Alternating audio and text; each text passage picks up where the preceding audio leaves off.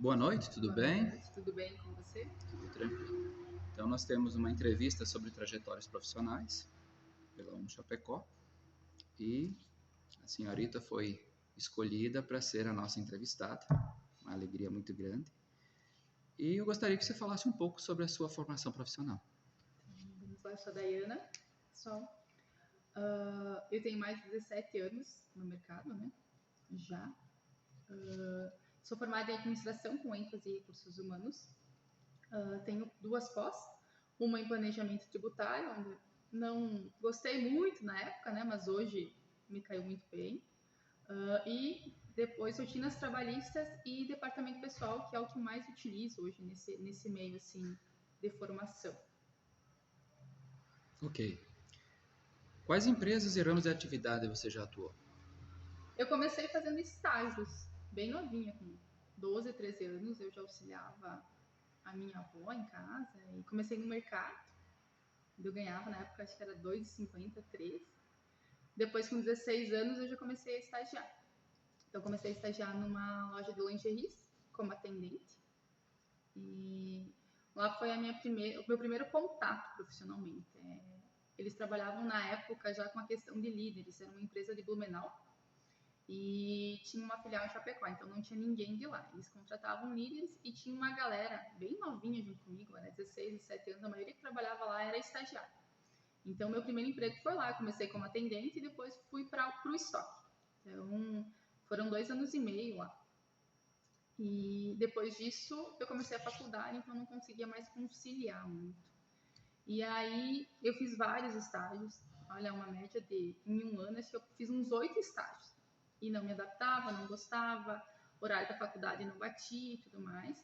E nesse último estágio eu trabalhei na Chara Hall, em Chapecó, mais ou menos deve se lembrar, que era uma empresa de shows e tudo mais, onde eu trabalhei com o dono da autoaviação, que era dele na época. E aí eu conheci o pessoal que fazia marketing e divulgava o show. E numa conversa, um dia, quando eu não estava gostando, não estava me adaptando, porque era muita planilha, e eu era novinha, então eu não tinha essa noção de controle. Para mim era uma encheção de saco fazer planilha. Era algo que eu não gostava.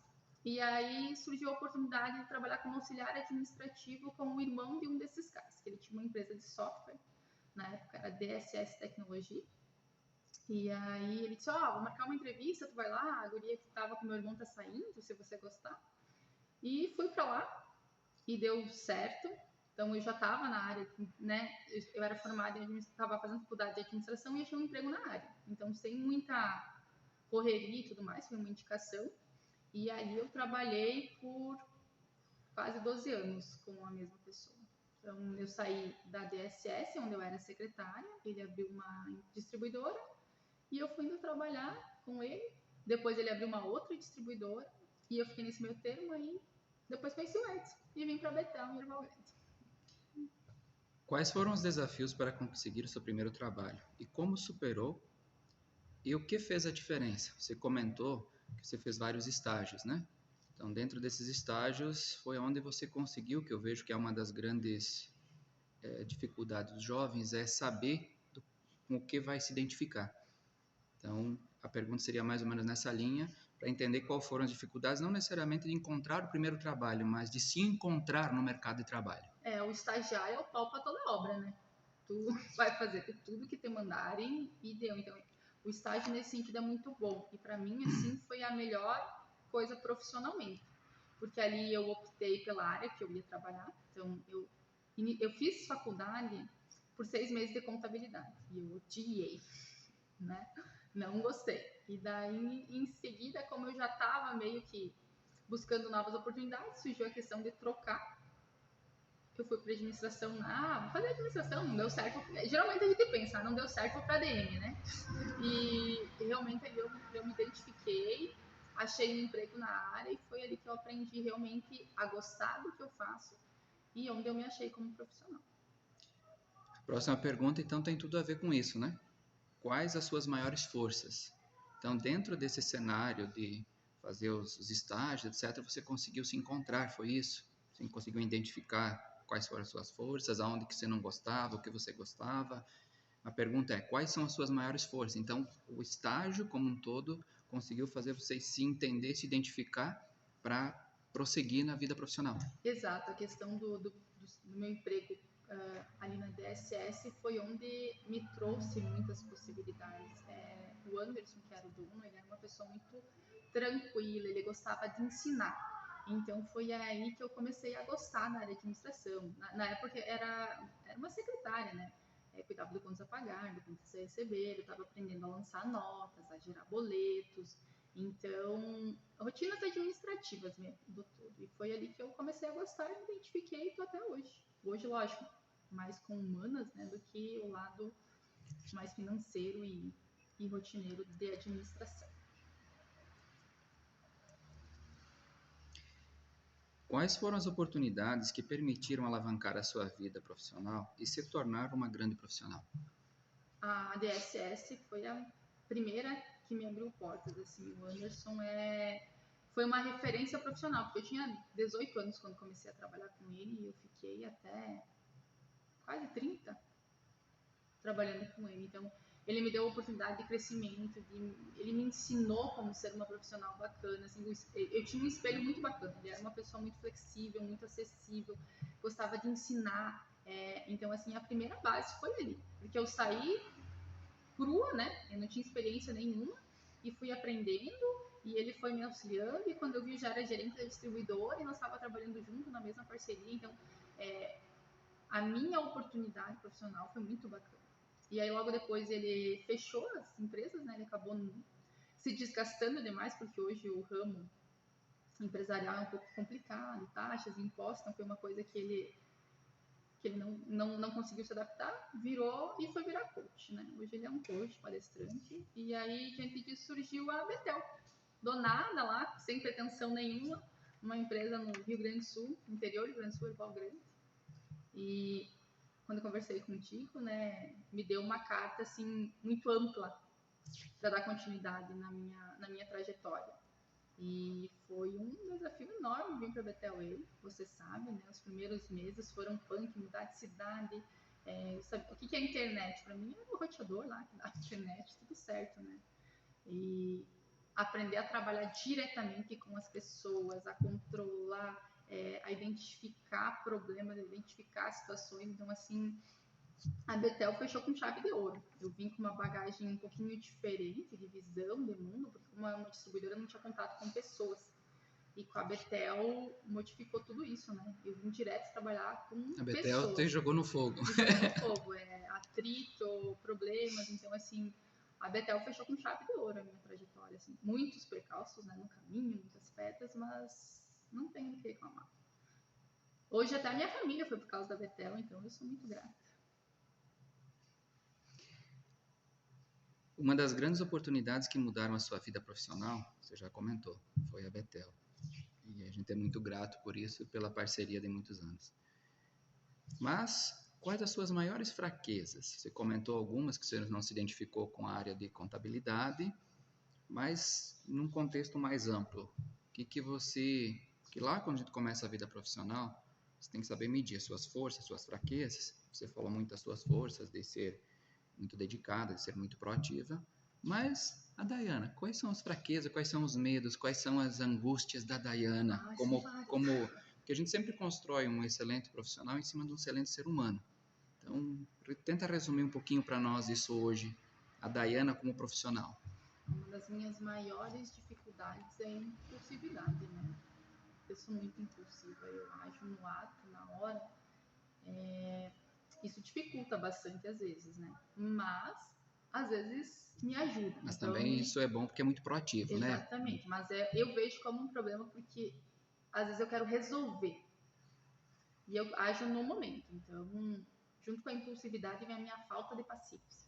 Né? Na fila da paciência eu não fui muito proativa. Mas todo líder é um pouco ansioso, todo grande líder, então, todo grande profissional, ele tem uma pegada mais robusta, né? Então, assim, são essas minhas duas maiores dificuldades, porque eu quero resolver as coisas na hora, às vezes eu não penso, eu saio catando e depois, né, a gente sempre brincava, quem não tem cabeça tem perna, né, mas a gente resolvia.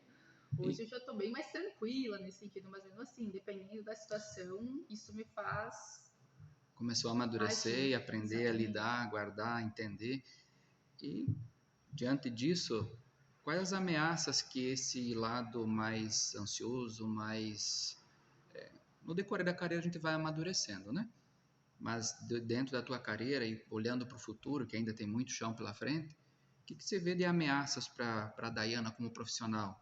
O que a Dayana precisaria evoluir? Você já falou das suas forças, já falou das tuas fraquezas, mas quais as ameaças que teria a própria profissão de administradora? Como é que se vislumbra o futuro para profissional? Tem que se especializar, né? Tem que sempre estar estudando, buscando coisas novas. E mesmo o meu lado impulsivo, eu preciso aprender a controlar, porque hoje eu trabalho como uma equipe, né? Hoje tenho 46 pessoas abaixo de mim. Então, eu tenho que estar sempre ali, tenho que dar segurança, tenho que passar confiança. E às vezes esse lado dele dá uma jogada, às vezes, de mas não é assim, não é? Então, acho que talvez a maior fraqueza nesse ramo sejam as pessoas, né? Trabalhar com pessoas, um dia tá tudo bem, outro dia não tá. Existem os boicotes, todo mundo sabe na área, né? Então, nem sempre as pessoas são verdadeiras contigo, isso também é um pepino. Às vezes você acha que está fazendo uma coisa e não é. Eu amo trabalhar com pessoas, mas ao mesmo tempo odeio. Comentário que eu acabei fazendo, em cima de um grande ser humano, você constrói bons profissionais. Você acha que dentro do RH, alguns profissionais focam muito no RH como recurso humano, como pessoa profissional, mas vejo que tu tem uma pegada também de conhecer um pouquinho o ser humano que está embaixo do profissional. Tu acha que isso é importante? Isso fez a diferença? Isso faz a diferença? Isso é bom? Isso é ruim? Como é que se entende isso de conhecer a pessoa que está embaixo do profissional? Claro, não invadindo a vida dela, né? Mas tu acha que isso foi importante, essa pegada dentro do RH, como é que você vê ela? Faz toda a diferença. Tinha uma professora, que agora não me veio o nome na época, mas ela sempre dizia que 80% de um profissional é pessoal. E os outros 20% é o conhecimento e as habilidades que ele adquire no decorrer do tempo. Então, se você saber como a pessoa está, por exemplo, uma pessoa que está com problemas familiares em casa, ela não vai render bem no dia, ela não vai trabalhar bem, ela não vai ser sociável com as pessoas. Então, o fato de você ter essa liberdade, talvez até uma amizade, a gente sabe que às vezes as pessoas não entendem, mas o conhecimento de ter uma afinidade, uma familiaridade com as pessoas dentro da empresa te facilita muito. Então, isso te dá... Mas isso não mistura demais a vida pessoal com profissional? Como é que lida que com isso? Porque as pessoas tem pessoas e trazem esse problema. Isso não se torna um problema? Tem pessoas e pessoas. Isso eu aprendi contigo, porque uma vez eu era taxativa, né? Não vai, não vai, não vai. Não é assim. Cada pessoa tem o seu tempo, tem o seu jeito de trabalhar. Tem pessoas que você sabe que se você fizer, você vai sofrer, porque elas não vão saber separar o lado profissional do lado pessoal. E tem pessoas que você vai conseguir gerir da melhor forma possível dessa forma. Então, tudo é conhecimento. Não existe verdade única. Eu vou acertar aqui, amanhã eu vou errar com aquele ali, e é uma construção, é dia a dia. Cada pessoa é única e você não consegue medir ela, a atitude dela, a reação dela hoje, amanhã vai ser como vai ser. Então, tem que aprender a separar. No caso, eu como líder preciso aprender, porque o funcionário não vai conseguir diferenciar, não, porque eles não têm nem visão, não têm nem conhecimento. Então, a tomada de decisão tem que partir de nós nesse sentido. Vou ajudar? Não vou. Ajuda. O máximo que vai acontecer é amanhã você dizer, não, essa pessoa eu não vou mais ajudar. Acho que seria mais ou menos nesse... E isso eu aprendi contigo, né? Obrigado. Qual mensagem você deixaria para quem está começando a vida profissional hoje? Não é fácil, galera. Não é fácil. Nunca vai ser. Eu acho que por mais que a gente tenha, vai ter muitos altos, muitos baixos, mas isso faz parte. Eu não mudaria nada do que eu passei hoje. Noites em claro, choros, arrependimento, revolta. Eu não mudaria nada do que passou. Que sem isso eu não me tornaria a profissional que eu sou hoje, a pessoa que eu sou hoje. Que, novamente eu repito, 80% do profissional é pessoal. E os outros 20% é o que a gente adquire de bagagem, de conhecimento durante a jornada. Então, errar faz parte do processo. E tem gente que vê como um desespero, eu vejo como um aprendizado. Beleza, não deu certo, eu vou tentar do outro lado, e isso eu aprendi que não devo mais fazer. Então, você diria que as pessoas que estão começando hoje a vida profissional devem gastar o seu tempo em prol de amadurecimento e encontrar solução para os problemas e não se desesperar com eles. Exatamente, porque os problemas eles nunca vão acabar. E é por isso que nós temos emprego, porque se tivesse solução para todos os problemas, não precisaria de tantos profissionais. Colocaria um robozinho, né? Exato. Ok, Daiane? Muito obrigado. Eu que Obrigado pelo agradeço seu tempo. convite. Boa sorte, pessoal. São só 4 anos. Relaxem que logo acaba.